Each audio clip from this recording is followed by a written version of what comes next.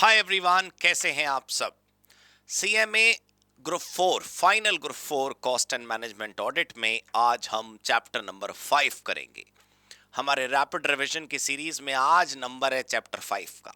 दोस्तों, इस chapter number 5 में cost auditing and assurance standards के बारे में बताया गया, वो कैसे बनते हैं वो, और फिर 4 स्टैंडर्ड है, आप जानते हैं कॉस्ट ऑडिटिंग के। वो चारों स्टैंडर्ड का जो टेक्स्ट है उसका बेसिक्स यानी उसका एनालिसिस एक्सप्लेनेशन के साथ यहां पर आपको मिलेगा।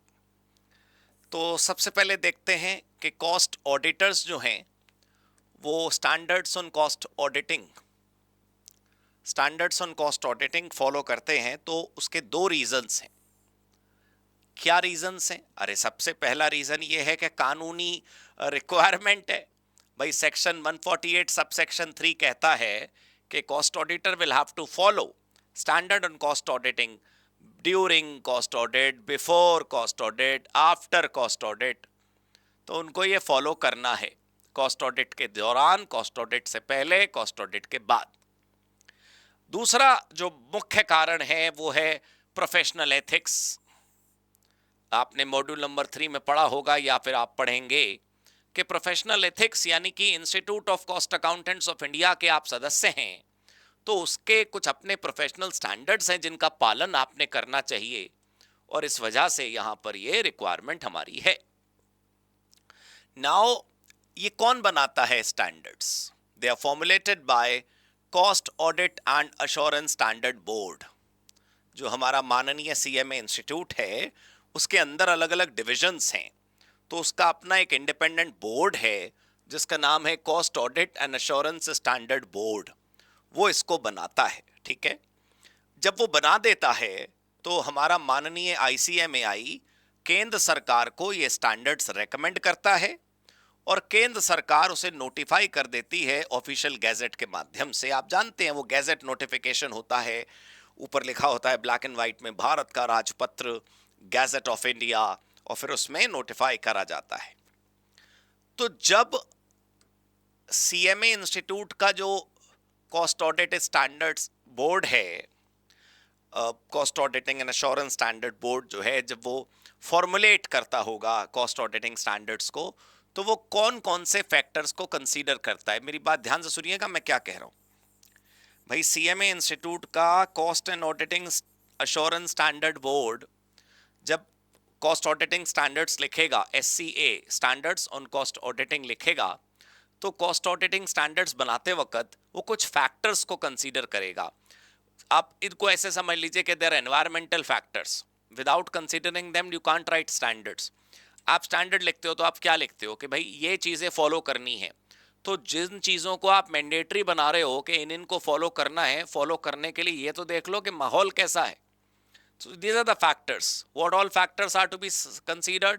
लॉ क्या कहता है, मार्केट यूसेज कैसी है, बिजनेस एनवायरनमेंट की पोजीशन क्या है, जो आपका एक्ट है cost and works accountants act, वो क्या कहता है, रूल्स रेगुलेशंस क्या हैं, प्रोफेशनल एथिक्स का कोड क्या कहता है, कॉस्ट अकाउंटिंग स्टैंडर्ड्स क्या कहते हैं, गाइडेंस नोट क्या कहते हैं, और GACAPS जनरली एक्सेप्टेड और कॉस्ट अकाउंटिंग प्रिंसिपल्स क्या कहते हैं। ये सब कुछ आपको पहले कंसीडर कर लेना चाहिए। अब यहां पर जो अगला पॉइंट है वो बहुत सिंपल है। वो ये कह रहा है कि भाई ये नेचुरल बात है, ऑब्वियस बात है कि जो भी स्टैंडर्ड्स ऑन कॉस्ट ऑडिटिंग बनाए जाएंगे, स्टैंडर्ड ऑन कॉस्ट ऑडिटिंग जो बनाए जाएंगे वो लीगल प्रोविजंस से कंसिस्टेंट होने चाहिए। लेकिन अगर ऐसा कभी हुआ कि लॉ और ऑडिटिंग स्टैंडर्ड्स में कोई क्लैशिंग हुई तो ऑब्वियसली लॉ फॉलो किया जाएगा, ठीक है। तो लीगल प्रोविजन जो है will prevail over the standard, और ये नेचुरल सी बात है दोस्तों। चलिए हम आगे बढ़ते हैं। अब हमारे चैप्टर का दूसरा टॉपिक हम शुरू करते हैं, overview of cost auditing standards. जैसे हमने शुरुआती बेसिक मीनिंग इंट्रोडक्शन टाइप पढ़ लिया, अब हम देखते हैं कुछ basic overview of the standards. सबसे पहली बात कि जो हमारा सीएमए इंस्टीट्यूट है, हमारा प्यारा सीएमए इंस्टीट्यूट है, वो फाउंडर मेंबर है आईएफएसी का। What is IFAC? International federation of accountants. IFAC की अपनी एक डिवीजन है international auditing and assurance standard board, और उस बोर्ड ने लॉन्च किए हैं इंटरनेशनल स्टैंडर्ड्स ऑन ऑडिटिंग। ये जो इंटरनेशनल स्टैंडर्ड्स ऑन ऑडिटिंग हैं, they could have been adopted by ICMAI for cost audit in India, but all ISA focus on financial audit। यहाँ लिखा ये है कि जब हम इंटरनेशनल ग्रुप के सदस्य हैं और इंटरनेशनल ग्रुप के सदस्य होने के नाते वहाँ के स्टैंडर्ड्स हम फॉलो कर सकते हैं, बट हमने उनको फॉलो क्यों नहीं किया और हमने अपने स्टैंडर्ड्स क्यों बनाए? Because they were majorly focused on financial audit. So CMA Institute has formulated a separate set of SCA. What is SCA? Standard on cost auditing, ठीक है, which have given sole attention to the cost audit। तो एक focused approach हमारे पास है। अब आप देख लीजिए, अब हम आ गए हैं इस चैप्टर के मुख्य हिस्से पर। इस चैप्टर का जो मुख्य हिस्सा है वो क्या है? इस चैप्टर का मुख्य हिस्सा है वो 4 स्टैंडर्ड्स जो ऑडिटिंग के हमारे माननीय सीएमए इंस्टीट्यूट ने रेकमेंड करे केंद्र सरकार को, और केंद्र सरकार ने रेकमेंड कर नोटिफाई कर दिए। इन चारों स्टैंडर्ड्स के अंदर मैं मानता हूं आधी से अधिक बातें ऐसी हैं जो आपको पहले से आती हैं, जैसे knowledge of client business, audit assignments के प्लानिंग, उनकी ऑडिटिंग के programmes, the basic process, the basic guidelines is same. तो फिर स्टैंडर्ड्स का क्या फायदा है? Standards make it compulsory to follow them. जैसे एक ऑडिट प्रोग्राम बनाना चाहिए, आपको क्लाइंट के बिजनेस की नॉलेज लेनी चाहिए, तो लेनी चाहिए, अच्छी बात है, लेकिन कोई ना ले तो उसको सजा कैसे देंगे? तो जब कॉस्ट ऑडिटिंग स्टैंडर्ड, जब एससीए कहेगा कि आपको ये फॉलो करना है, आपको ये काम करना है, और आप नहीं करेंगे तो कम से कम ऑडिटिंग के स्टैंडर्ड्स के नॉन कंप्लायंस में आप फंस जाएंगे। तो सलाह से काम नहीं चलता दोस्तों, जब वो फॉर्मली यहां पर लिखा होता है तब लोग फॉलो करते हैं। तो जो 4 स्टैंडर्ड है, पहले तो उनके नाम देख लेते हैं।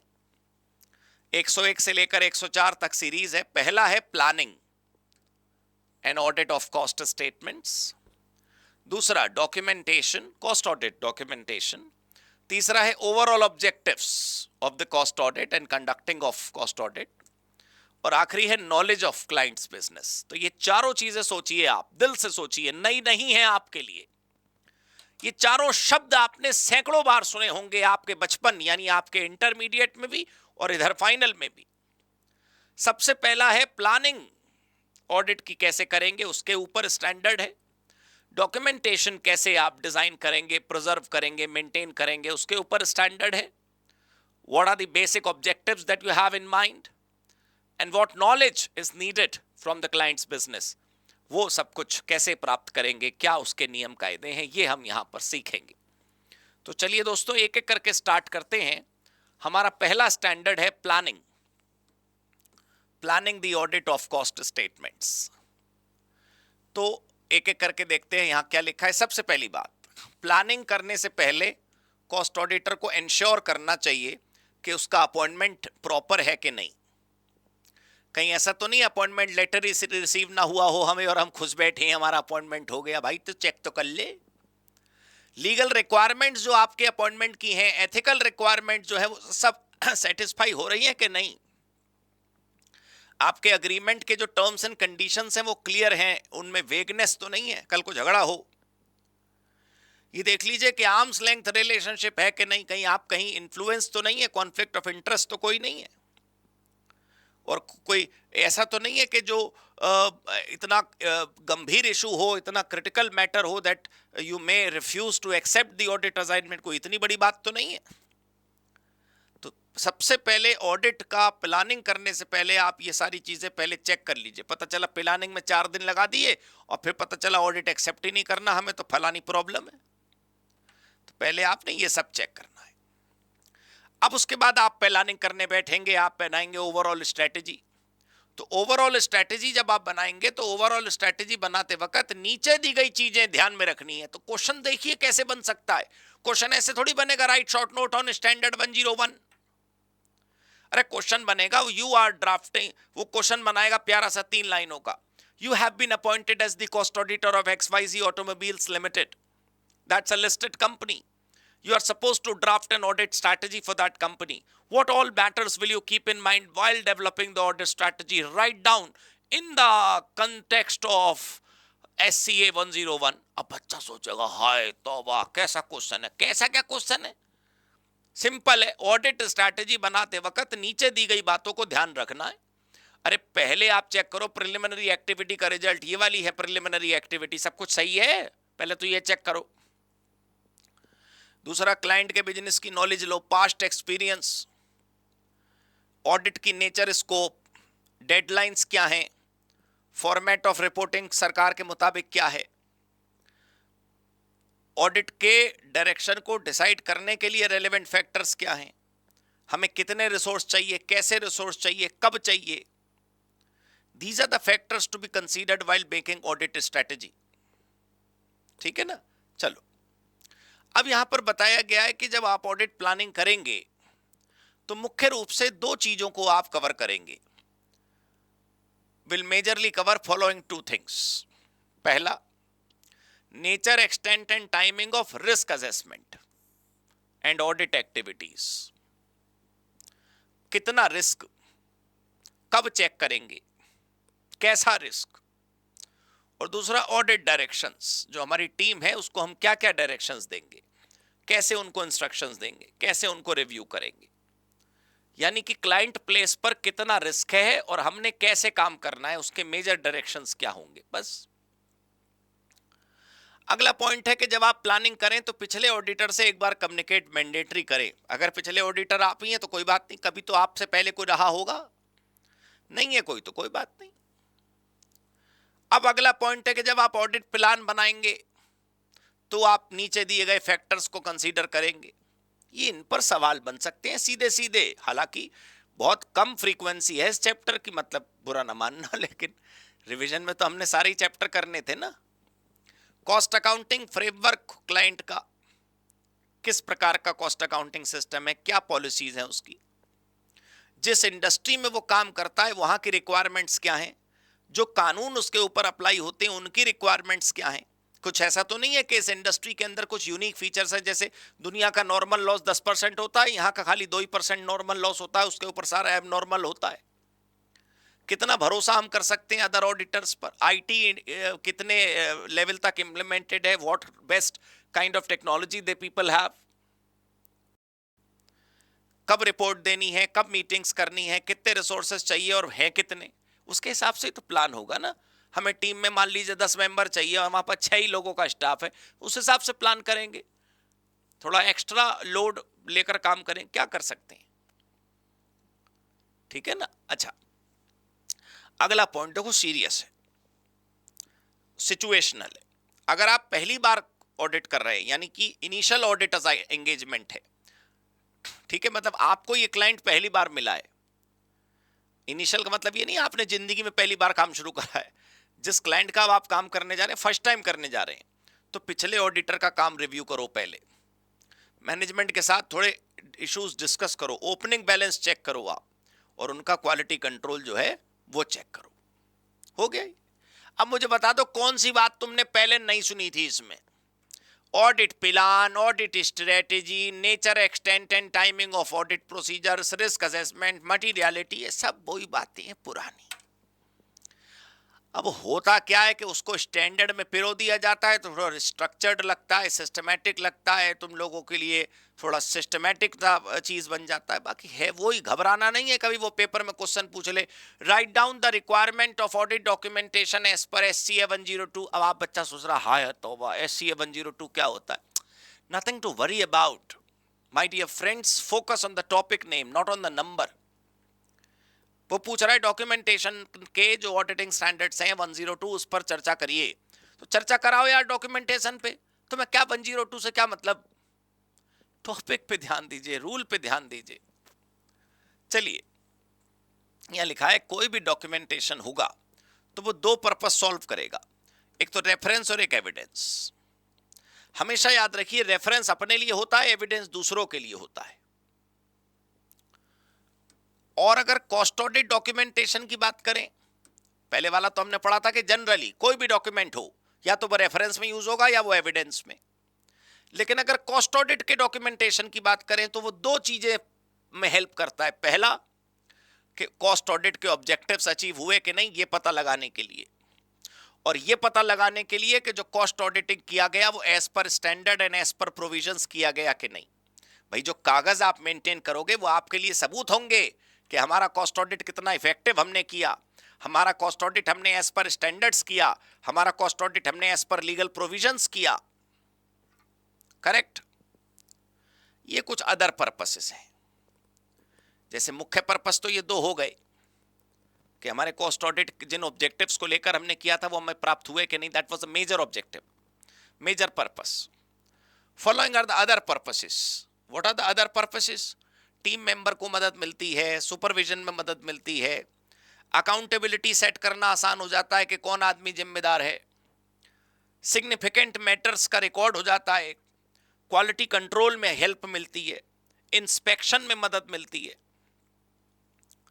अब आप बैठ के सोचो, जिसका जितना डॉक्यूमेंटेशन स्ट्रांग होगा उसकी उतनी तो क्वालिटी होगी।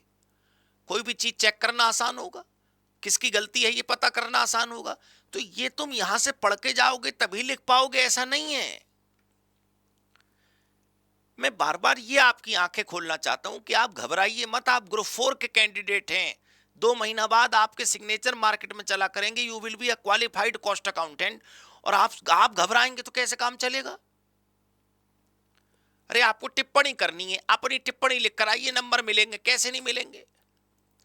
कोई आप ये थोड़ी लिख कर आएंगे उसके अंदर कि वो साहब भारत और उसमें चीन में क्यों युद्ध हुआ, ये थोड़ी गलत थोड़ी लिख कर आ रहेंगे। मतलब कुछ और थोड़ी लिख कर आएंगे, लिखेंगे तो यही, थोड़ा सही थोड़ा गलत, कोई बात नहीं। अच्छा, जब डॉक्यूमेंटेशन आप बनाएंगे, जब कागजी कार्यवाही आप करेंगे, जब अपने पास रिकॉर्ड कीपिंग करेंगे, तो ये डॉक्यूमेंट्स आप अपने यहां रखेंगे। Checklist, cost auditing standards, sorry cost accounting standards, GACAP, audit programme, analysis, query list, बड़े कॉन्ट्रैक्ट्स के एक्सट्रैक्ट मतलब summary, confirmation letter, representation letter, client record के कुछ कॉपीज या उसके समरी नोट्स। एब्स्ट्रैक्ट को मतलब बोलते हैं समरी नोट्स। ठीक है। अगला पॉइंट है कि डॉक्यूमेंट्स जो आप बनाएंगे वो समय समय पर डेली आपको अपडेट करते रहना चाहिए। फिजिकल भी हो सकते हैं, ऑनलाइन यानी इलेक्ट्रॉनिक भी हो सकते हैं, दोनों भी हो सकते हैं। वर्किंग पेपर्स की जो ऑडिट वर्किंग पेपर्स की जो ओनरशिप है वो ऑडिटर की होती है, ऑडिटर उसको अपने पास रखता है। अच्छा, ये थोड़ा याद कर लो कि जो ऑडिटर अपने वर्किंग पेपर्स बनाता है, ऑडिटर अपनी जो डॉक्यूमेंटेशन रखता है, ऑडिटर ने अपने पास जो रिकॉर्ड रखे हैं क्लाइंट के ऑडिट के, वो लगभग 10 साल तक आपको संभाल कर रखने, लगभग कह रहा हूँ सॉरी, मिनिमम 10 साल तक आपको संभाल के रखने हैं, कम से कम 10 साल तक।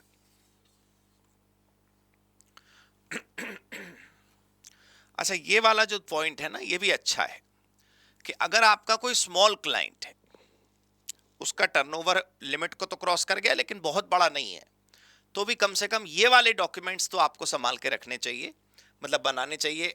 ऑर्गेनाइजेशन का डिस्क्रिप्शन, उसका ऑर्गेनाइजेशनल स्ट्रक्चर, उसकी वर्किंग प्रोसेस का flow chart, internal control, risk, materiality कैसे आपने पता लगाई, उसके टेस्ट, ओवरऑल स्ट्रैटेजी और सिग्निफिकेंट ऑब्जर्वेशंस जो आपको मिली। These are the minimum requirements,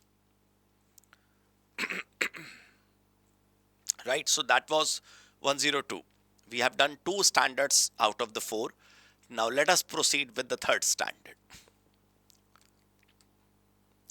Overall objectives of independent cost audit and conduct of the cost audit.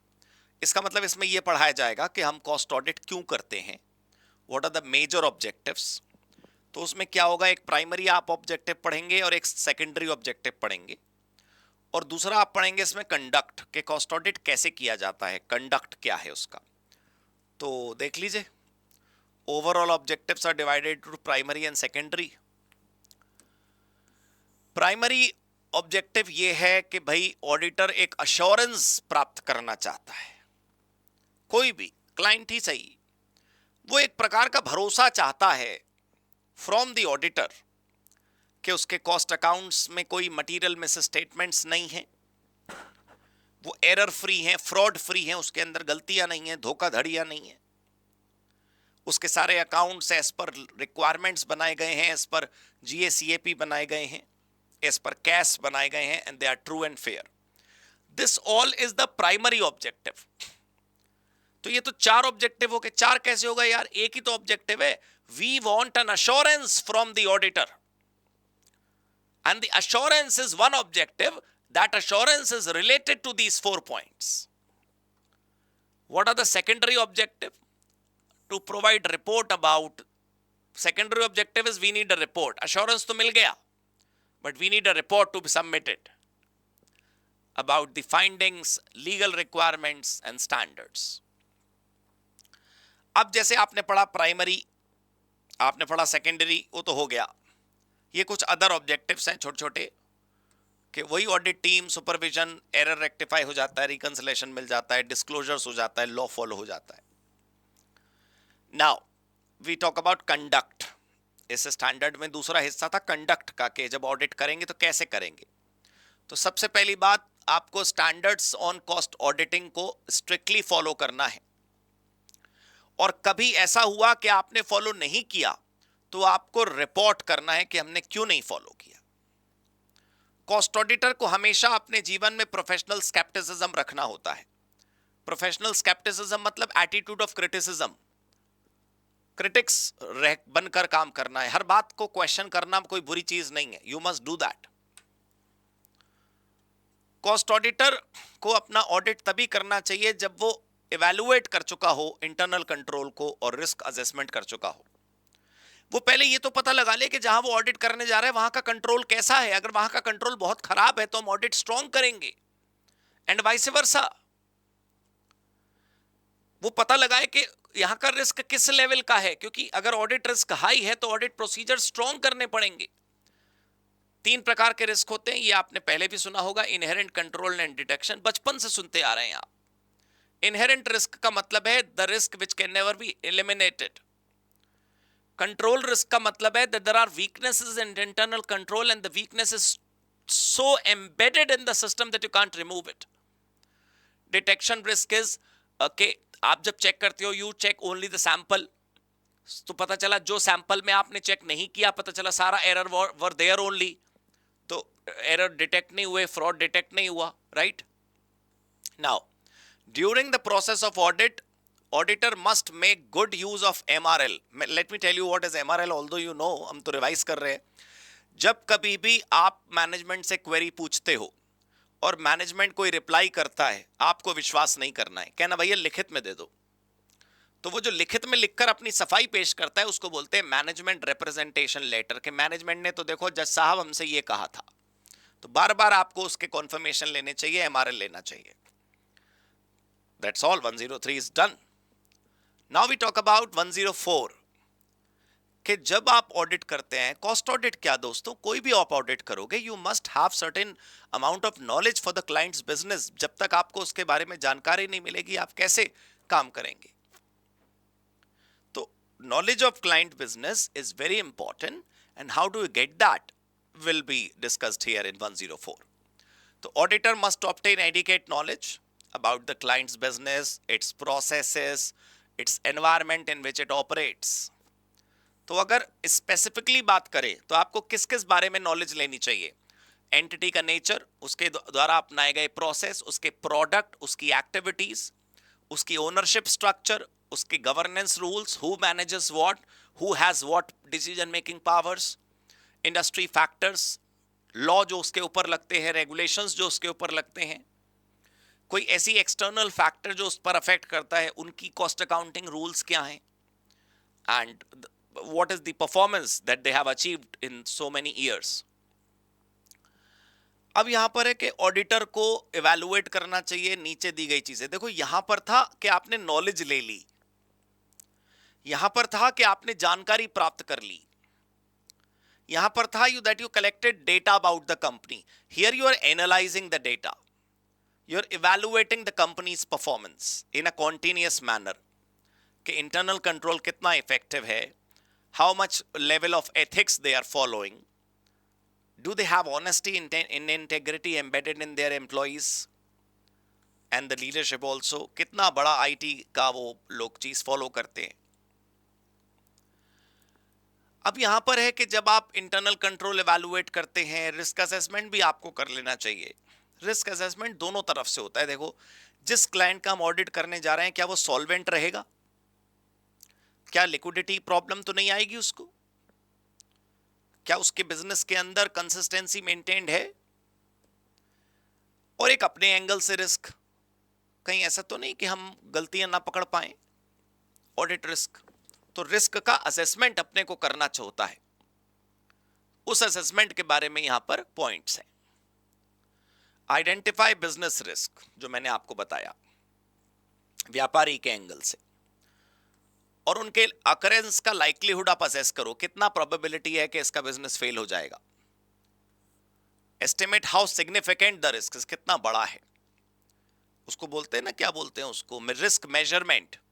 You calculate the maximum possible loss, उसमें है एसपीएम में, स्ट्रैटेजिक परफॉर्मेंस मैनेजमेंट में, and you decide the action, course of action, क्या करें, कैसे risk manage करेंगे।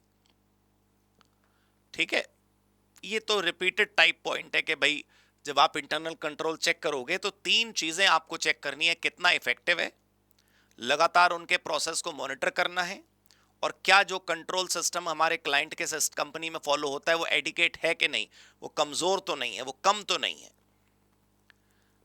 ये एक अच्छा टॉपिक है, मेरे हिसाब से इंपॉर्टेंट भी है।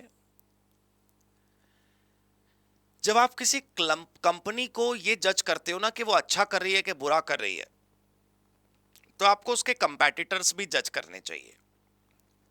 एक इंडस्ट्री में मान लीजिए 50 कंपनियां हैं, और 50 कंपनी में जो 49 कंपनीज हैं उनका डेट इक्विटी रेशियो बहुत खराब है। जो आपका क्लाइंट है उसका डेट इक्विटी रेशियो खराब है बट बाकियों से अच्छा है, तो आप क्या लिखोगे कि इनका इंडिविजुअली डेट इक्विटी रेशियो खराब है बट एटलीस्ट बाकियों से तो अच्छा ही है। मतलब सबके नंबर कम आए क्लास में, लेकिन हमारे थोड़े थोड़े कम आए, थोड़े हमारे ज्यादा थे कंपैरेटिवली। तो यहां ये लिखा है, when you assess and when you evaluate a particular company, you must also evaluate the industry, you must also evaluate the industrial factors, जो मार्केट्स में क्या चल रहा है, तो मार्केट का स्ट्रक्चर कैसा है, कितना किस लेवल का कंपटीशन है, सीजनल और साइक्लिकल वेरिएशंस कैसे आते हैं, प्रोडक्ट की टेक्नोलॉजी कितनी जल्दी बदल जाती है, common uncommon business risk, declining या एक्सपैंडिंग क्या है, मतलब मार्केट का हिसाब क्या है, एडवर्स कंडीशंस हैं कि नहीं, मुख्य रेशोज, मुख्य स्टैटिस्टिक्स, सबके द्वारा अपनाई गई कॉस्ट अकाउंटिंग पॉलिसीज, एनर्जी कहाँ से सप्लाई होती है, मतलब पावर सप्लाई कहाँ से होती है, एनवायरमेंटल फैक्टर्स, ये सब कुछ आपको जज करने चाहिए, तब आप कमेंट करें कि कंपनी ठीक है कि खराब है। यहां पर लिखा है कि ऑडिटर एंटिटी के परफॉर्मेंस को जब मेजर करता है तो कैसे करता है, ये सब कुछ, मतलब this is a list of methods or techniques which you will use in evaluating performance of the company, not the industry. This was industry, this is company. Key performance indicator, ratios, trend analysis, period on period, जैसे year on year growth निकालते हैं, budget forecast और फिर उसका variance actual से, segment wise reporting आप जानते होंगे, employee performance, और this happens, you know, this is very important. You compare the firm internally year on year and you compare the firm with others firm, inter-firm and intra-firm comparison, that's also very important. So that's all, chapter number हमारा जो ये था 5 is completed. Cost audit documentation, नहीं, cost auditing standards are done, right? So that's all, thank you so much, God bless you, goodbye. Hi everyone, कैसे हैं आप सब। आज हम अपने कॉस्ट ऑडिट के रैपिड रिवीजन में चैप्टर नंबर 6 करेंगे, ऑडिट प्रोग्राम। इस चैप्टर के अंदर 16 मुख्य आइटम्स दिए गए हैं स्टडी मटेरियल में, हमने उसको लिखा भी है, और उनके अंदर आपको बताना है कि अगर आप ये पर्टिकुलर आइटम चेक करने जाएंगे किसी क्लाइंट के यहाँ पर during the course of cost audit, तो आप किन किन चीजों को चेक करेंगे, राइट। आइए पहले 16 आइटम से पहले और कुछ भी है, पहले वो पढ़ लेते हैं, फिर 16 आइटम्स पर मैं आऊंगा। और मैं आपको बता दूं कि मैं रिवीजन में उन 16 आइटम्स में अंदर की चीजें पढ़कर आपको नहीं करा सकता। 16 आइटम्स के अंदर जितने भी डिस्क्रिप्शंस हैं वो बहुत सिंपल हैं। जैसे फॉर एग्जांपल आप चेक करने जाएंगे फ्यूल को, तो फ्यूल में आप क्या चेक करोगे कि फ्यूल कितना खरीदा गया, कितना कंज्यूम हुआ, किस यूनिट पर खरीदा गया, मतलब किस रेट पर खरीदा गया, किस किस रेट ऑफ कंजम्पशन से वो यूज हुआ, कोई हाई फ्लक्चुएशंस तो नहीं है, कोई बहुत हाई बहुत लो कंजम्पशन तो नहीं गया, उसको पिछले साल या पिछले क्वार्टर से कंपेयर करेंगे। अब ये जनरल बातें हैं, मैं पूरा चैप्टर आपको कराऊंगा, वो 16 आइटम्स जब शुरू होंगे तब हम इसको रोक देंगे, ठीक है। चलिए इसको शुरू करते हैं समझना। हमारा पेन कहां गया, ये रहा, यस। मॉड्यूल नंबर 6, तो इसके अंदर दोस्तों एक इंट्रोडक्शन है, फैक्टर्स हैं in planning the cost audit work and the programme, the cost audit programme. तो सबसे पहले हम देखते हैं कि इंट्रोडक्शन में बताया गया है कि जो ऑडिट प्रोग्राम है वो क्या है। That is basically a road map that gives you the steps, that gives you the process flow, कि पहले ये करेंगे, फिर ये करेंगे, फिर ये करेंगे और फिर ये करेंगे। जब आप ऑडिट प्रोग्राम बनाओगे, वेदर फॉर कॉस्ट ऑडिट और फॉर एनीथिंग, तो आप उसके अंदर ये कंटेंट्स लिखोगे। हालांकि अब तो फाइनल में आपके यहां 7 नंबर का क्वेश्चन आता है, तो सिर्फ ये एक चीज तो वो नहीं पूछेगा, वो कंबाइन करके ही पूछेगा। What do you mean by audit programme, what are the contents, what is the significance, write down a programme to verify fuel, ऐसे करके कुछ कंबाइंड प्रश्न पूछेगा। तो यहां पर आप देख पाओगे कि ऑडिट वर्किंग पेपर्स के उसके प्रोग्राम के कंटेंट्स क्या होंगे, कि क्या क्या आइटम्स आपने चेक करने हैं, चेक करेंगे तो उसके प्रोसीजर्स क्या होंगे, करेक्ट, कब चेक करेंगे आप, सीक्वेंस में पहले क्या चीज चेक करेंगे और फिर क्या चेक करेंगे, इस चेकिंग को करने के लिए आपने किस पर्सन को फिक्स किया है, आपके ऑडिट टीम मेंबर में से वो कौन लोग होंगे जो वहां पर जाएंगे, कौन सी टेक्निक्स आप अडॉप्ट करेंगे, और रेफरेंसेस फॉर फर्दर यूज, यानी अगर कल को हमको लगता है कि हमें कोई चीज रेफर करनी है, जैसे कोई रेगुलेशन हुई या कंपनी की पॉलिसीज हुई, तो रेफरेंस के लिए हमारे जो कागज है वो हम एक जगह रख देंगे।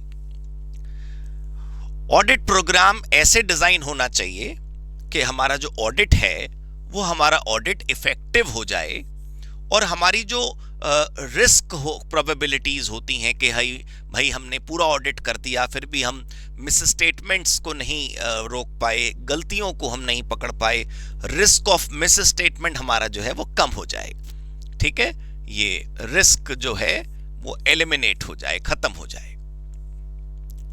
Now we have the factors in planning the cost audit assignment. जैसे जब आप कॉस्ट ऑडिट कर रहे होते हो, उसको प्लान करते हो, उसके स्टेप्स फिक्स करते हो, प्रोसेस फिक्स करते हो, and you develop a programme, तो you consider these things. These are the things to be considered. What do you mean by factors? Factors are always something to be considered when you plan your audit, when you program your audit, when you design your audit process. You must consider these things first.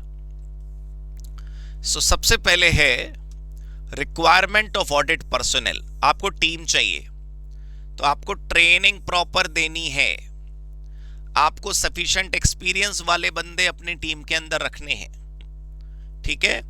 Number of team members भी पर्याप्त रहने चाहिए, बहुत ज्यादा नहीं बहुत कम नहीं, correct.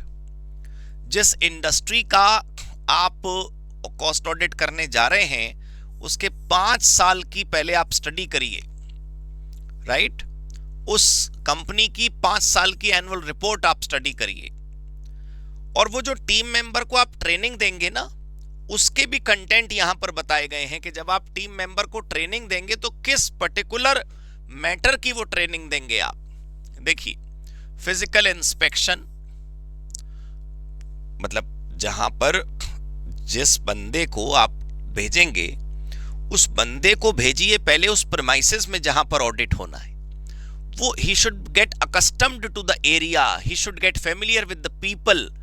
एक पता है वॉक थ्रू नाम की चीज होती है, आप जानते हैं, वो उसको मिलना चाहिए, मुख्य लोगों के बारे में नॉलेज होनी चाहिए। कॉस्ट रिकॉर्ड का कैसे वो इंस्पेक्शन करेगा ये हम उसे समझाएं, उसको समझाएं कि कैसे बजट्स को स्टडी करते हैं, प्लान्स एंड स्ट्रैटेजीज को कैसे स्टडी करते हैं, उसको पता होना चाहिए कि कॉस्ट अकाउंटिंग सिस्टम कैसे वर्क करता है। ये कुछ मैटर्स हैं जिस पर हम उसे ट्रेनिंग देंगे। दूसरी चीज आपको कंसीडर करनी चाहिए documentation and evidences.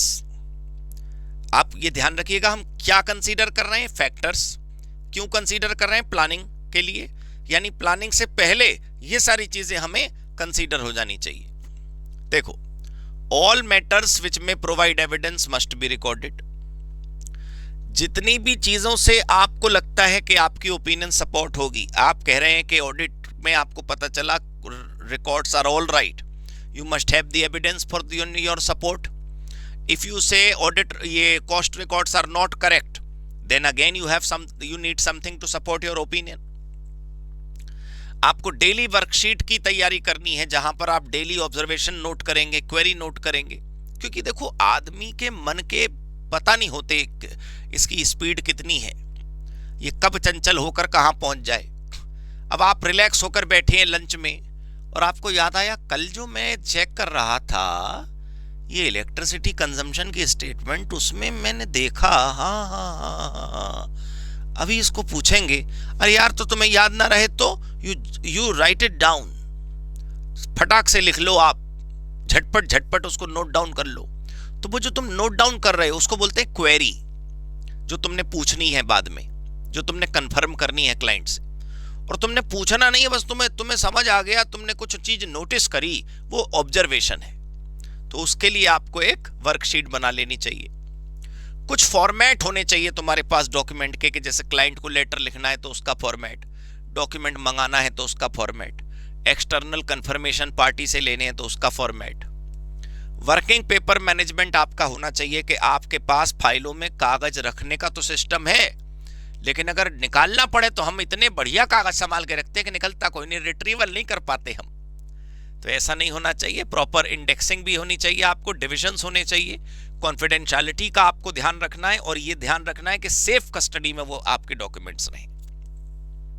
Quality control आजकल बड़ा मैटर है, क्वालिटी कंट्रोल आजकल सीरियसली बड़ा मैटर है। मैं मतलब ज्यादा इस पर बोलना नहीं चाह रहा, खैर हम रैपिड रिवीजन में हैं। मैं कह रहा था कि क्वालिटी कंट्रोल को ध्यान में रखते हुए आप ऑडिट प्लान करिए। जब आपका ऑडिट एग्जीक्यूट हो, जब आपके ऑडिट की रिपोर्ट तैयार हो, जब कॉस्ट ऑडिट कंप्लीट हो जाए, तो लगना चाहिए कि वाह क्या ऑडिट हुआ है। तो कैसे क्वालिटी का ध्यान रखा जाएगा? आपको कुछ सिस्टम बनाना है। पहले प्रोग्रेस मॉनिटरिंग का आपने देखना है कि जो ऑडिट टीम है वो स्किल्ड है, कॉम्पिटेंट है, और वो अपना काम ठीक से परफॉर्म कर पाती है कि नहीं। आपको देखना है कि ऑडिट की जो क्वेरीज हैं उनके बारे में उनको अवेयरनेस है कि नहीं। मतलब जैसे ऑडिटर के माइंड में, ऑडिट टीम के माइंड में मान लो 4 क्वेरी आई, तो उसको पता होनी चाहिए कि हर क्वेरी क्लाइंट के सामने नहीं रखी जाती, कुछ चीजें थोड़ा सा खुद चेक करनी होती हैं। कभी कभी हम ऐसी क्वेरी पूछ लेते हैं जिससे हमारा ही अपमान होता है पता नहीं आपको ऐसे। तो removal of difference of opinion, audit team members में 2 लोग कुछ सोच रहे हैं, 2 लोग कुछ सोच रहे हैं, इसका ऐसा नहीं करना है आपने। अब देखिए, ये है वो टॉपिक कॉस्ट ऑडिट प्रोग्राम जिसमें मैं कह रहा था कि स्टडी मटेरियल ने 16 आइटम्स दिए हैं। There are 16 items given in the study material to be verified. तो उनकी checklist of verification is given below. अब जैसे मान लो आप प्रोडक्शन चेक करने जाएंगे तो क्या क्या चेक करेंगे? Inventory balancing, opening closing balance, 5 साल का कैपेसिटी यूटिलाइजेशन, अंडर यूटिलाइजेशन है तो उसके रीजंस, कैपेसिटी को हमने एडिशन करा, कोई मतलब मशीन ऐड करी तो उसका इम्पैक्ट, हमारी MIS रिपोर्ट। ये चीजें अगर आप चेक करेंगे तब माना जाएगा कि आपने प्रोडक्शन चेक कर लिया। या फिर ये कहो कि प्रोडक्शन चेक करने के लिए आपको ये सब कुछ चेक करना पड़ेगा। तो ऐसे ही देखो, रॉ मटेरियल चेक करेंगे तो क्या क्या चीजें देखेंगे? रॉ मटेरियल की इन्वेंट्री, की रॉ मटेरियल की इन्वेंट्री, इलेक्ट्रिसिटी ग्रांटेड बाई, वो ग्रांटेड नहीं है, जनरेटेड होगा, मतलब granted generated by DG, diesel generator से जो बिजली बनती है उसको चेक करेंगे। डीमिनरलाइज्ड वाटर, स्टीम के बाद देखो stores and spheres, repair maintenance, employee, insurance, depreciation, administrative overhead, selling distribution overhead, packing material और सेल्स वैल्यू। तो ये 16 आइटम्स के अंदर का कंटेंट मैं नहीं चाहता कवर करना, दैट्स ऑल। तो दोस्तों, ऑडिट प्रोग्राम के ये जो 16 आइटम्स हैं इनको जरूर पढ़िएगा, आपको पेपर में वाकई में ये काम आएंगे, दे आर वेरी इंपॉर्टेंट। हो सकता है वो आपको कोई एक आइटम दे दे और आपसे पूछे कि भाई ये पर्टिकुलर आइटम अगर आप चेक करेंगे तो कैसे। अब उसने मान लो 7 नंबर में पूछना है क्वेश्चन, तो वो 2-3 चीजें क्लब कर देगा, फैक्टर्स भी पूछ लेगा, एक आध आइटम भी पूछ लेगा, ऑडिट प्रोग्राम का मीनिंग पूछ लेगा। तो आपको मतलब पूरा चैप्टर तैयार करके जाना, वो उसके ऊपर छोड़िए कि उसको क्या पूछना, उससे आपको क्या लेना देना। ठीक है, थैंक यू। हाय एवरीवन, कैसे हैं आप सब? Let us start rapid revision of cost audit module number 8। Cost audit report के बारे में कुछ बातें हम करेंगे कि रिपोर्ट कैसे लिखते हैं, किन बातों का ध्यान रखना चाहिए, कैटेगरीज क्या हैं, और XBRL फाइलिंग के ऊपर कुछ बातें इसमें हम करेंगे। चलिए दोस्तों, सबसे पहले हम इंट्रोडक्शन देखते हैं। बहुत काम की बातें हैं इस चैप्टर में। सबसे पहली बात, कॉस्ट ऑडिट रिपोर्ट आप जानते हैं CRA 3 में आप बनाते हैं, राइट। कॉस्ट ऑडिट रिपोर्ट जो है वो तो कॉस्ट ऑडिटर की रिस्पॉन्सिबिलिटी है obviously, but cost audit report के जो अनेक्जर्स हैं ना, वो मैनेजमेंट की रिस्पॉन्सिबिलिटी है, क्योंकि कॉस्ट ऑडिट रिपोर्ट के ज्यादातर अनेक्जर कॉस्ट रिकॉर्ड से निकलते हैं। तो जितने भी कॉस्ट ऑडिट रिपोर्ट के पीछे लगने वाले अनेक्जर्स हैं, they are made by management यानी कि client, but the main cost audit report is prepared by the cost auditor. ठीक है, देखना here. So cost audit report preparation is the responsibility of cost auditor. ठीक है, लेकिन जो अनेक्जर्स हैं वो कंपनी के मैनेजमेंट का रिस्पॉन्सिबिलिटी है, करेक्ट। अगर कोई मटेरियल डेफिशिएंसी मान लो एग्जिस्ट करती है कॉस्ट रिकॉर्ड्स में, तब भी यहां लिखा है कि कॉस्ट ऑडिटर को रश नहीं करना है, भागना नहीं है गलती ढूंढने के लिए कि साहब गलती मिल गई, अरे वाह रिपोर्ट में लिख दो। नहीं, you should give an opportunity of being heard.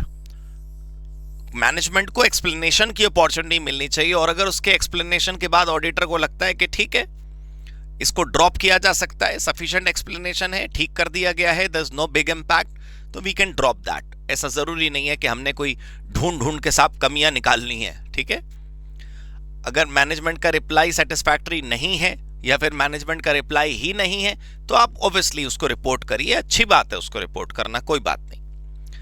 जितने भी मटेरियल मिस स्टेटमेंट हैं वो CRA 3 के रेलेवेंट क्लॉजेस में आपको एंटर करनी चाहिए। यहां पर क्लॉज नंबर्स लिखे हैं, para number 1 to 6 CRA 3, correct.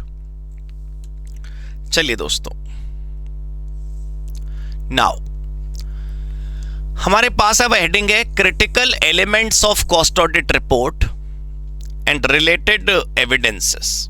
जैसे आप कॉस्ट ऑडिट रिपोर्ट लिखेंगे तो कॉस्ट ऑडिट रिपोर्ट के अंदर कुछ क्रिटिकल चीजें, कुछ मुख्य बातें, कुछ अच्छी चीजें एक एक करके आइए यहां समझते हैं। Cost audit is an audit of efficiency. Cost audit is not just audit of historical records. It verifies minute details of every expenditure, right, while the work is in progress. देखो, जब आप कॉस्ट ऑडिट कर रहे होते हो तो काम चलते हुए भी कॉस्ट ऑडिट होता है, तो काम चल रहा है उसकी भी कॉस्टिंग आप देख सकते हैं। सो यहां लिखा है it is not a postmortem examination, it is not done after completion, right. तो this can be an activity which is going together with the main activity of the client.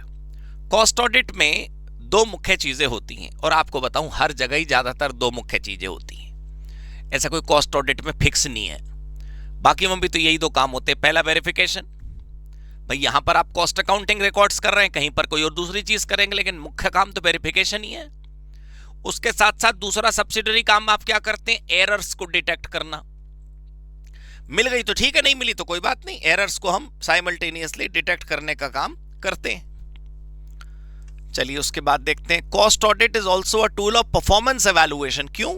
क्योंकि अभी मैं आपको लिस्ट में दिखाता हूं कि जब कॉस्ट ऑडिट होता है तो कॉस्ट ऑडिट रिपोर्ट के पैरा नंबर D में आप ये चीजें भी लिखते हैं। क्या है ये? Product service profitability statement, reconciliation of profit, value addition, वही value added statement, financial position ratio analysis. तो आप सोचो क्या कर रहे हो, आप एक प्रकार से प्रॉफिटेबिलिटी को रिकंसाइल और एनालाइज कर रहे हो। आप देख रहे हो कि वैल्यू जनरेशन, वर्थ जनरेशन कैसे हुआ और वैल्यू डिस्ट्रीब्यूशन कैसे हुआ। आप रेशियो एनालिसिस करके आप जजमेंट कर रहे हैं कंपनी की एफिशिएंसी का। तो ये लिखा है कि परफॉर्मेंस एवेल्युएशन का भी एक टूल है हमारी कॉस्ट ऑडिट रिपोर्ट। अच्छी बात है। अच्छी बात है ये है कि कॉस्ट ऑडिट अगर अच्छे से करा जाए तो यहां लिखा है कि नीचे दिए गए ऑब्जेक्टिव्स वो अचीव कर सकता है।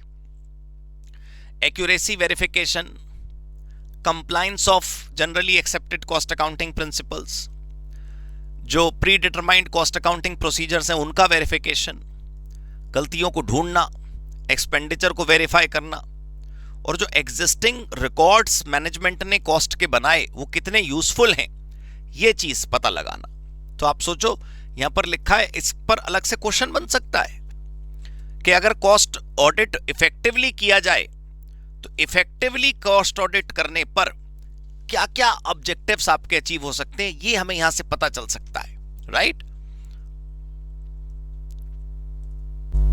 अब आगे बढ़ते हैं दोस्तों। अब इसमें देखते हैं अगला पॉइंट।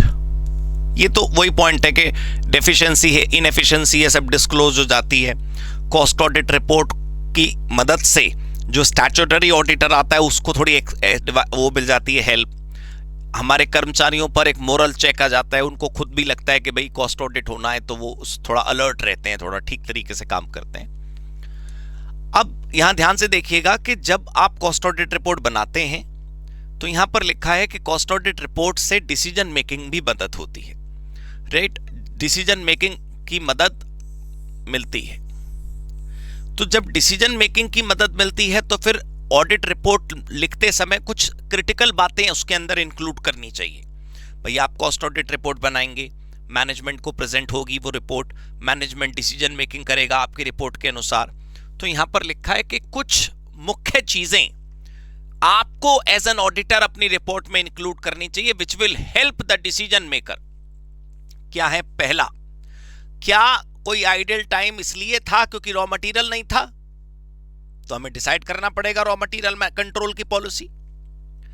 क्या बहुत बड़ी मात्रा में हमारे पास अनयूटिलाइज्ड स्टॉक है, क्यों है उसको रोको।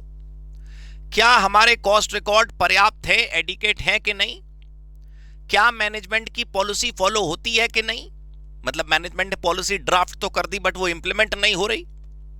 क्या हमारी कंपनी के अंदर, हमारे प्लांट के अंदर जो वेस्टेजेस हैं वो हैं तो कितने हैं।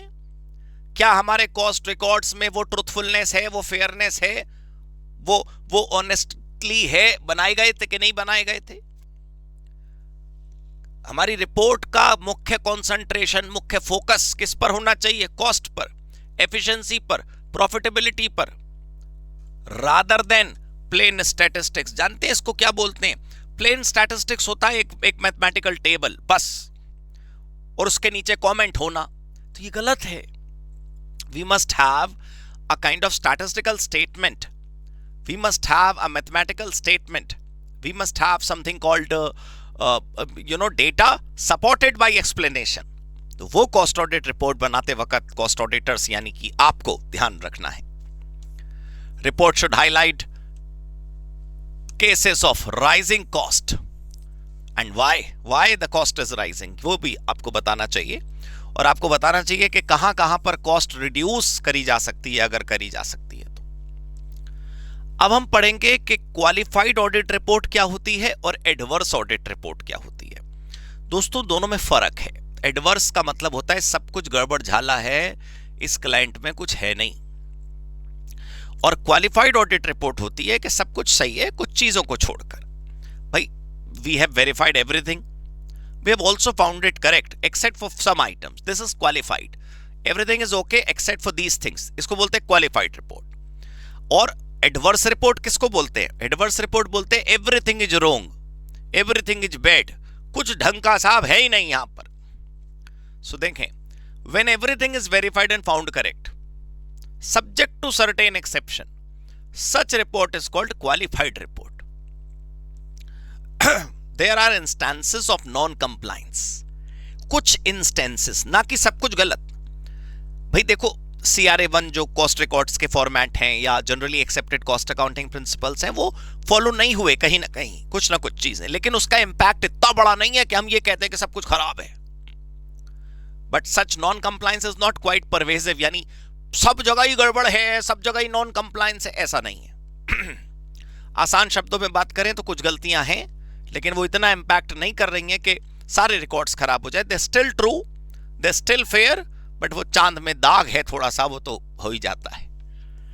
चलिए, what is adverse report? Everything is wrong, everything is wrong, there is no chand, all amavasya. That is adverse audit report. When everything is verified and found incorrect, adverse report is issued. Cost record इस case में इतने गलत हैं, unreliable हैं, inaccurate हैं, and they are materially wrong, यानी इतने बड़े लेवल पर गलतियां हैं कि उस पर विश्वास नहीं करा जा सकता। मटीरियल मिसस्टेटमेंट्स इतनी इंटेंस हैं कि उनका इंपैक्ट बहुत ज्यादा है।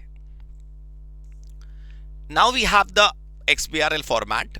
तो एक तो आपको मैं बता दूं कि XBRL is a kind of language, XBRL is a kind of mechanism of converting the normal accounting software वाली balance sheet into a format। तो क्या होता है, मतलब ज्यादा मैं नहीं बोल रहा है, टैगिंग होती है जिससे डेटा रिट्रीवल बहुत आसान होता है, डेटा कंपैरिजन बहुत आसान होता है। तो हम जब कॉस्ट ऑडिट रिपोर्ट जमा करते हैं सरकार को, तो हमने XBRL फॉर्मेट का प्रयोग करना है, ठीक है। CRA 4 MCA की वेबसाइट पर जमा होता है। अब ये कहां से आ गया? अरे कैसी बात कर रहा, तुमने पहले पढ़ा नहीं? CRA 3 वो रिपोर्ट थी जो कॉस्ट ऑडिटर ने बनाई और बोर्ड ऑफ डायरेक्टर्स को दे दी। अब बोर्ड ऑफ डायरेक्टर्स इस रिपोर्ट को ROC फाइलिंग करेगा। तो जब board of directors ROC filing करते हैं, CRA 4 में करते हैं, तो ये CRA 4 है, ये MCA पोर्टल में जमा किया जाता है और MCA पोर्टल में ये 30 दिन के अंदर जमा करा जाता है आफ्टर रिसीविंग CRA 3। तो प्रोसेस आपको क्लियर हो गया। जैसे ऑडिटर ने, कॉस्ट ऑडिटर ने पहले रिपोर्ट इनको दी बोर्ड ऑफ डायरेक्टर को, और बोर्ड ऑफ डायरेक्टर उसके 30 दिन के अंदर सरकार को जमा कर देंगे CRA 4 में। ये जो फाइलिंग है ये आपने XBRL फॉर्मेट में करनी है, और ये कब से लागू हुई? ये 14 जुलाई 2016 से ऐसा चल रहा है। XBRL की फुल फॉर्म आप देख लीजिए, extensible business reporting language, XBRL, ठीक है। So that's an open international standard used for business reporting. It's a royalty free software, anyone can use it. It's used world wide in around 50 countries, ठीक है, और धीरे धीरे संख्या बढ़ जाएगी। XBRL is managed by an NGO, non for profit consortium. ये है संस्था का नाम। XBRL को मैनेज करने वाली जो ओवरऑल ऑर्गेनाइजेशन है at international level, that's called XBRL international. हाँ, ये एक क्वेश्चन एग्जाम के लिए बन सकता है, what are the advantages of XBRL? पहला, person creating XBRL report is confident about that the records will be accurate, there would be no errors. जो बंदा XBRL यूज करेगा उसको पक्का है, पता है कि वो एरर फ्री एनवायरनमेंट में काम कर रहा है। मल्टीपल पर्पसेस के लिए XBRL रिपोर्ट यूज हो सकती है। This is as per a fixed format. So XBRL में कंपैरिजंस बहुत आसान होते हैं जब आप एक जैसे फॉर्मेट को यूज करते हैं। Data validation, publication, exchange, consumption and analysis becomes easy when you do tagging, ठीक है। और interchangeable हैं अलग अलग systems में, क्योंकि वही tagging मैंने आपको बताया उससे आसान हो जाता है। हाँ, ये भी एक क्वेश्चन बन सकता है, potential uses of XBRL। जैसे आपने देखा कि कॉस्ट ऑडिट रिपोर्ट सबमिट होती है, बैलेंस शीट्स भी XBRL में जाती हैं, तो मुख्य इस्तेमाल XBRL का कहां हो सकता है, वो एक इंडिपेंडेंट क्वेश्चन आपके पेपर के लिए बन सकता है। वैसे सिर्फ ये तो वो क्या पूछेगा, वो शायद XBRL का मीनिंग पूछेगा, उसके एडवांटेजेस पूछेगा, उसके यूजेस पूछेगा, तो एक कंप्लीट क्वेश्चन बनेगा लगभग। आप मान के चलिए कि XBRL एक ऐसी चीज है जो मॉडर्निस्टिक है और वेल एस्टैब्लिश्ड हो चुकी है हमारे कंपनीज में, तो अच्छा बन सकता है सवाल। See, what are the major uses जहां पर हम XBRL का इस्तेमाल कर सकते हैं? There internal and external reporting, ठीक है, कॉस्ट की हो या फाइनेंशियल अकाउंटिंग की हो। रेगुलेटरी रिपोर्टिंग मतलब जो भी सरकार की तरफ से रिपोर्टिंग करनी है। लोन एप्लीकेशन, क्रेडिट असेसमेंट, जैसे लोन एप्लीकेशन हुआ तो जो क्रेडिट रिपोर्ट बनाई जाती होगी, कुछ मैट्रिक्स से देखा जाता होगा कि क्या स्कोर बैठेगा, कितना रिस्क रहेगा, so the bankers would use XBRL and information exchange, जैसा मैंने आपको बताया, government establishments, banks, insurance companies और द फाइनेंशियल इंस्टीट्यूशंस, जितना फाइनेंशियल सिस्टम है हिंदुस्तान का, वो सब जब एक दूसरे को डेटा रिपोर्ट एक्सचेंज करेंगे तो वो XBRL में करेंगे तो बहुत सिमिलर फॉर्मेटिंग रहेगी। यहां पर इन्होंने पूछा है, बताया है कि भविष्य क्या है, XBRL आगे क्या क्या यूज उसका हो सकता है। तो कंपनीज अपने इंटरनल रिपोर्टिंग में भी XBRL यूज कर सकती हैं। They will not only use because it is mandated by law, सिर्फ कानून मैंडेटरी करता है इसलिए ऐसा है, नहीं। XBRL इंडस्ट्री एनालिसिस के लिए यूज हो सकता है, एक सेक्टर के एनालिसिस के लिए यूज हो सकता है, और ये तभी हो सकता है जब उस सेक्टर में, उस इंडस्ट्री में जितनी कंपनीज हैं वो सब XBRL में अपना रिपोर्ट तैयार करती हूं। इवैल्यूएशन, कंपेयरिंग परफॉर्मेंस, मैं स्टार्टिंग से बोल रहा हूं XBRL का बेस्ट इस्तेमाल है कंपैरेटिव्स, ठीक है। Following are the two benefits कि अगर आप कॉस्ट रिकॉर्ड्स XBRL में रखते हो तो पहला, इंटीग्रेशन हो जाती है बड़ी आसानी से, क्योंकि फाइनेंशियल बैलेंस शीट जो है आपकी, नॉर्मल जो कंपनी की बैलेंस शीट है वो तो XBRL से है ही, आपका कॉस्ट रिकॉर्ड भी XBRL से होता है, तो बहुत आसान इंटीग्रेशन हो जाता है। और गवर्नमेंट जो रिक्वायर करती है कॉस्ट रिकॉर्ड्स का कंपैरिजन, वो भी आसान है, क्योंकि सरकार भी एक कंपैरेटिव कर पाएगी आपके फाइनेंशियल और आपके कॉस्ट रिकॉर्ड्स का। ये शब्द याद रख लीजिए जब आप XBRL फाइलिंग करते हैं तो कॉस्टिंग टैक्सोनॉमी यूज करते हैं। Costing taxonomy is a kind of dictionary जहां पे सारे कॉस्ट एलिमेंट होते हैं।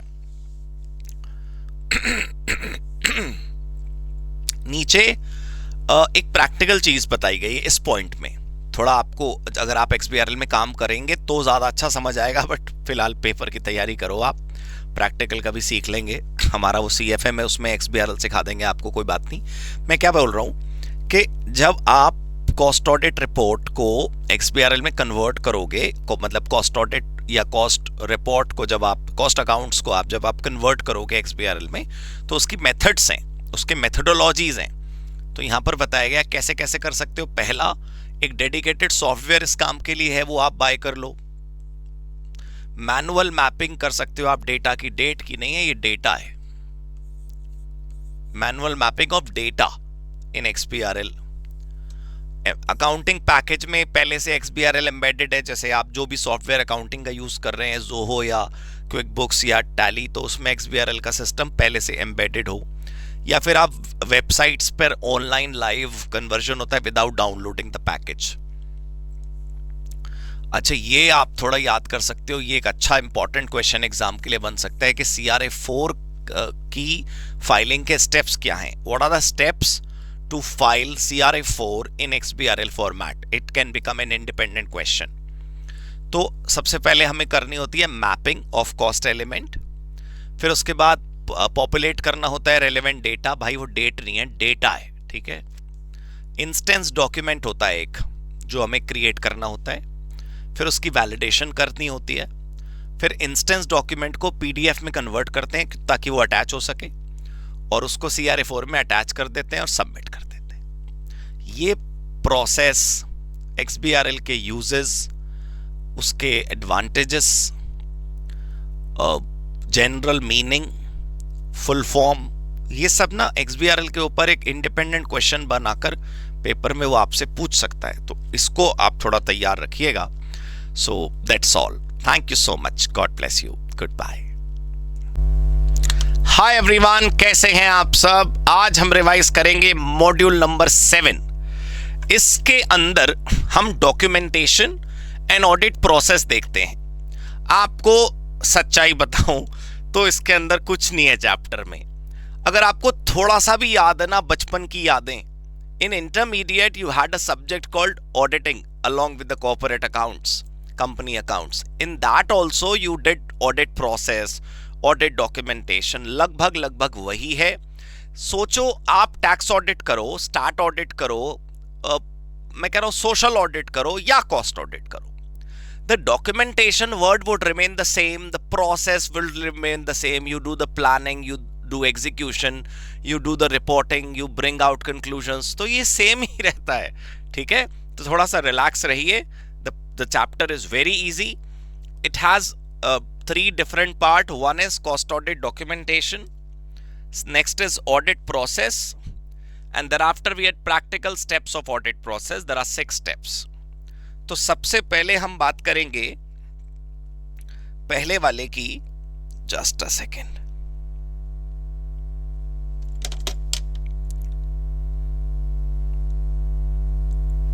हाँ जी, तो सबसे पहले कॉस्ट ऑडिट डॉक्यूमेंटेशन में we'll see basic terminology and audit stages. देखो, ऑडिट डॉक्यूमेंटेशन का मेजर मीनिंग क्या है? All material including working papers या तो प्रिपेयर्ड बाय ऑडिटर या ऑब्टेन्ड बाय ऑडिटर. ये दो शब्दों पर आप ध्यान दें. Any document that you as auditor prepare yourself, for example some kind of reconciliation, some kind of analysis, some kind of report that you prepare, या फिर some vouchers, some evidences, some documents that you receive from somebody else. ठीक है, correct. Next is audit file. What is audit file? Audit file is basically a folder. It can be one, it can be more than one, it can be physical, it can be electronic. But what does it have? It has records या records for future reference. कोई भी record जो आपने future के लिए अपने पास रख लिया, रेफरेंस के लिए या एविडेंस के लिए. आप नहीं देखते आजकल कितना कंपनीज में फ्रॉड निकल कर आता है, फिर ऑडिटर्स को बुलाया जाता है, फिर उनको पूछा जाता है. तो in tomorrow's time, if you need some evidence to be produced before authorities, तो you will have this audit file. और खुद को देखना है तो आपके लिए भी रेफरेंस हो जाएगा. What do you mean by working papers? What are working papers? This is something that you make in your routine work. आप चेक कर रहे हो फिक्स्ड एसेट रजिस्टर, आप चेक कर रहे हो कॉस्ट कंप्यूटेशन, आप चेक कर रहे हो cost record, anything that you are checking. तो चेक करते वक्त you observe something. So when you observe something you write it down on a piece of paper. And that piece of paper become your working papers. Generally it is a bound book, audit notebook की तरह, but it can be a loose sheet also. आप धीरे धीरे उसको ठीक कर लेते हो. All the papers that you compile together during your audit is working papers. Document which record all evidence for the observations. क्योंकि कल को रिपोर्ट बनाओगे तो सब कुछ ऐसे याद करने की क्या जरूरत है? Everything should be documented. कल को आप फाइल वापस देखेंगे, ऑडिट के वर्किंग पेपर्स आप देखेंगे, उसको देख देख कर आप अपनी रिपोर्ट बना पाएंगे. So these working papers, what benefit they give you? They reflect and support work done by cost auditor. ये वर्किंग पेपर्स देखकर पता चलता है कि ऑडिटर ने क्या काम किया. कल को सपोज आपसे क्वेश्चन ही पूछे जा रहे हैं, आपने ये नहीं चेक करा, तो आप दिखा पाओगे ये देखो पेज नंबर 18 पर हमने रिकंसिलेशन किया था, पेज नंबर 24 पर ये हमें वाउचर रिसीव हुआ था, we did the checking, we brought out these observations, हमने ये निकाला conclusions. तो ये सब कुछ होता है, ठीक है, ऐसा नहीं है. Now, ऑडिट के स्टेजेस आपसे पूछता हूं मैं, आप बताओ ना क्या स्टेजेस होंगे. मैंने आपको बोला ना, planning of the audit, performing the audit, reporting after the audit the conclusions. सबसे पहला है प्लानिंग द ऑडिट.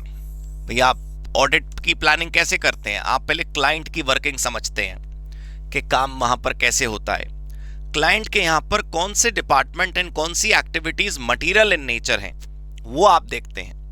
आप पता लगाते हैं कि इंटरनल कंट्रोल उस क्लाइंट के यहां कैसा है, कितना ज्यादा रिस्क या कितना कम रिस्क है, उसका आप असेसमेंट करते हैं. मटीरियलिटी का असेसमेंट करते हैं. मतलब मटीरियलिटी होती है रेलेवेंस, क्या चीज क्लाइंट के बिजनेस के हिसाब से ज्यादा रेलेवेंट है तो हम उसे और अच्छे से चेक करेंगे, राइट. और जब आपको पता चल जाता है कि कैसा लेवल ऑफ कंट्रोल है, कैसा रिस्क है, उसके हिसाब से you plan the nature, extent and timing of audit. You decide nature of your audit procedure, कितना गहराई तक आप चेक करोगे, कब कब क्या क्या चेक करोगे, दिस ऑल यू प्रिपेयर, ठीक है. And finally you can create a draft of audit plan, audit strategy, ये सब कुछ आप इस हिसाब से बना सकते हैं. दूसरा क्या है? Performing the audit. वही जो मैंने आपको भी बताया, जब आपका प्लानिंग हो गया then you finally actually perform the audit और कॉस्ट ऑडिट. आप एवैल्यूएशन करते हो इंटरनल कंट्रोल का. और जब आप ऑडिट करते हो तो आप जानते हैं दो प्रकार के आप ऑडिट प्रोसीजर्स अपनाते हैं, कंप्लायंस प्रोसीजर, एक सब्सटेंटिव प्रोसीजर. तो कंप्लायंस और सब्सटेंटिव दोनों आप यहां पर इंप्लीमेंट करते हो, परफॉर्म करते हो, अलग अलग टेक्निक्स को यूज करते हो. और एक बड़ा इंपॉर्टेंट लाइन है जो आप कभी मिस मत करना लिखने में, जब आप ऑडिट करते हो ना तो बेसिकली आप सबूत इकट्ठा करते हो अपने ओपिनियन का। भाई जब आप ऑडिट कर रहे हो और आपको लगा कि क्लाइंट तो भाई बहुत सॉलिड है, बढ़िया है, कंट्रोल तो भाई का बहुत अच्छा है, ये कंपनी तो हमने कभी देखी नहीं, दूध की धुली हुई कंपनी है, अगर आप ये रिपोर्ट में लिखेंगे तो anyone can ask for evidences, so you should have certain evidence to prove that the company is doing good. And if you say कि इसमें तो बहुत फ्रॉड है यार, बड़ा गड़बड़ है, 10 में से 8 वाउचर तो गलत निकलते हैं, तो भैया उन 8 वाउचर का एविडेंस रखना आप अपने पास। तो basic idea behind performing the audit is obtain sufficient and appropriate audit evidence, ठीक है। Then you perform several kind of reconciliation analysis जो आप ऑडिट में करते हैं, और ये लास्ट स्टेज क्या है, कंक्लूड करना, रिपोर्ट करना कि भाई जो आपको मिला फाइनली, जो भी एविडेंसेस आपने गैदर करे उसके हिसाब से you develop an opinion, final opinion. फिर आप एक ड्राफ्ट रिपोर्ट तैयार करते हो और जो आपने ड्राफ्ट बनाया फिर फाइनलाइज करते हो उसको after discussion with the management. देखो एक ये प्रोफेशनल कर्टसी है, हम ऑडिटर है इसका मतलब ये नहीं कि हमें चौराहे पर बेइज्जत करना है हमारे क्लाइंट को, या हमें बोर्ड ऑफ डायरेक्टर के खिलाफ चालान काटने में आनंद आ रहा है। हम हिटलर वाले सिपाही नहीं हैं, है ना। हमें क्लाइंट के साथ रहकर क्लाइंट के बिजनेस को इम्प्रूवाइज करना है। हमें ऐसा थोड़ी है कि हम साहब वो क्लाइंट को प्रोसिक्यूट करने के लिए प्रयास करने बैठकर। सो एक प्रोफेशनल कर्टसी होती है, we do discuss everything with the board of director and then we create a final audit report. Now we have the audit process. Audit process में दोस्तों फिर वही बात है, देखो we have a planning of the audit. अब जैसे planning में क्या करते हो वो पहला कॉलम है। जैसे फॉर एग्जांपल आप प्रिलिमिनरी एंगेजमेंट एक्टिविटीज करते हैं। प्रिलिमिनरी एंगेजमेंट एक्टिविटीज क्या होती है, आप एक चेकलिस्ट बनाते हैं हमें क्या क्या चेक करना है। एक एंगेजमेंट लेटर फाइनलाइज होता है अपॉइंटमेंट लेटर की तरह कि हमको क्या क्या स्कोप है, हमारा करना क्या क्या है हमें। एक रिस्क असेसमेंट आप करते हैं, देखते हैं कि क्या क्या रिस्क इन्वॉल्व है। तो ये टेबल थोड़ी आप ध्यान से पढ़िएगा स्वयं। This is the activity to be performed, this is the reason why are we performing this activity and these are the documents required in that activity. तो उदाहरण के लिए सबसे पहला है प्रिलिमिनरी एक्टिविटीज। ये हम क्यों कर रहे हैं, ये डिसाइड करने के लिए कि हम ऑडिट असाइनमेंट एक्सेप्ट करें कि ना करें। अगर हमें लगता है the assignment is quite risky, we don't find the client obeying the rules and regulations, we don't find him cooperative and supportive, we don't find him honest, so we better say no, हमको नहीं करना भाई तेरा audit. उसके बाद जैसे for example दूसरी activity लिखी है प्लानिंग द ऑडिट। तो हम क्यों ऑडिट की प्लानिंग करते हैं, पर्पस क्या है हमारा, develop an overall plan. And when you make a plan what all documents are involved, audit strategy, audit plan, notes of the audit team discussion, list of the major items. तो ये एक अच्छा format table का बना हुआ है, इसको आप कृपया देखिएगा। उसी प्रकार जब आप ऑडिट परफॉर्म करते हैं तो ऑडिट परफॉर्म करते समय हम क्या क्या चीजें करते हैं, we design the audit procedure, we do further audit procedure. Further audit procedures का मतलब होता है कि आपने एक बार कोई चीज चेक करी तो आपको लगा यार इसको देखने के लिए हमको वो चेक करना पड़ेगा। जैसे हमने डेप्रिसिएशन फॉर एग्जांपल चेक करा, हमें डेप्रिसिएशन में ऐसी ऑब्जर्वेशंस निकली कि हमने सोचा एक बार फिक्स्ड एसेट रजिस्टर भी अलग से चेक करो, तो ठीक है फर्दर ऑडिट प्रोसीजर चेक कर लेंगे। यह है स्टेज 3 कंक्लूजन एंड रिपोर्टिंग। उसमें ऑडिट एविडेंस को एवेलुएट करेंगे, रिपोर्ट को तैयार करेंगे। तो ये आप कृपया देखिएगा। अब आइए देखते हैं practical steps of audit. Practical step का मतलब होता है थोड़ा रियलिटी से जुड़ा हुआ, और वो वहां लिखा है कि टोटल 6 स्टेप हैं जिनको हम प्रैक्टिकल स्टेप्स मान सकते हैं।